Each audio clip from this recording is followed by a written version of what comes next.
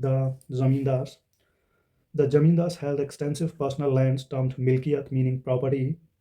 Most Zamindars had fortresses, kilachas, as well as an armed contingent comprising units of cavalry, artillery, and infantry. An imperial order, Sanad. It is, however, unlikely that the state would have allowed such a show of aggression by a Jamindar unless he had been confirmed by an imperial order. A parallel army, we have seen the examples of Zamindars having army. A combination of factors also allowed the consolidation of clan or lineage-based Jamindars. Likewise, peasant pastoralists like the Sadgops carved out powerful Jamindaris in areas of central and southwestern Bengal. In addition, Jamindars sold the produce from their milkiyat lands, and they often established markets, haats.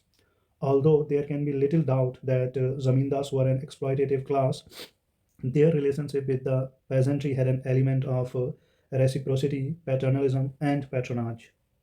Land revenue system. This apparatus included the office, daftar of the Diwan, who was responsible for supervising the fiscal system of the empire. The land revenue arrangements consisted of two stages: first, assessment, and then actual collection. The Jama was the amount assessed as opposed to Hasil, the amount collected. The Amil Guzar or revenue collector Akbar decreed that while he should strive to pay cultivators pay in cash, the option of payment in kind was also to be kept open. Both cultivated and cultivable lands were measured in each province. The Ain compiled the aggregates of such lands during Akbar's rule. For instance, in 1665, Aurangzeb expressly instructed his revenue officials to prepare annual records of the number of cultivators in each village. And Amin was an official responsible for ensuring that imperial regulations were carried out in the provinces. And classification of lands under Akbar from An. Polaj is a land which is annually cultivated for each crop in succession and is never allowed to lie fallow, while Paroti is land left out of cultivation for a time that it may recover its strength, and Chachar is land that has lain fallow for 3 or 4 years, and Banjar is land uncultivated for 5 years and more. Of the first two kinds of land, there are three classes: good, middling, and bad. And the famous Mansabdari system.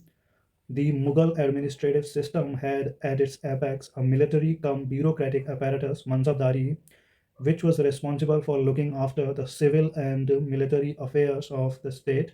Some Mansabdars were paid in cash, Nagdi, while the majority of them were paid through assignments of revenue, Jagirs in different regions of the empire. They were transferred periodically. Cash or kind.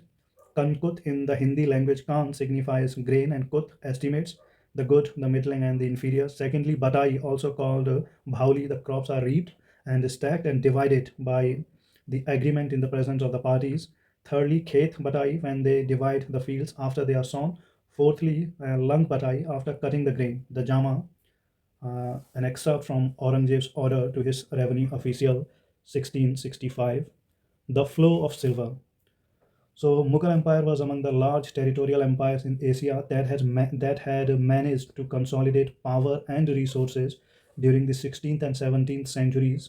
These empires were the Ming, China, Safavid, Iran, and Ottoman Turkey.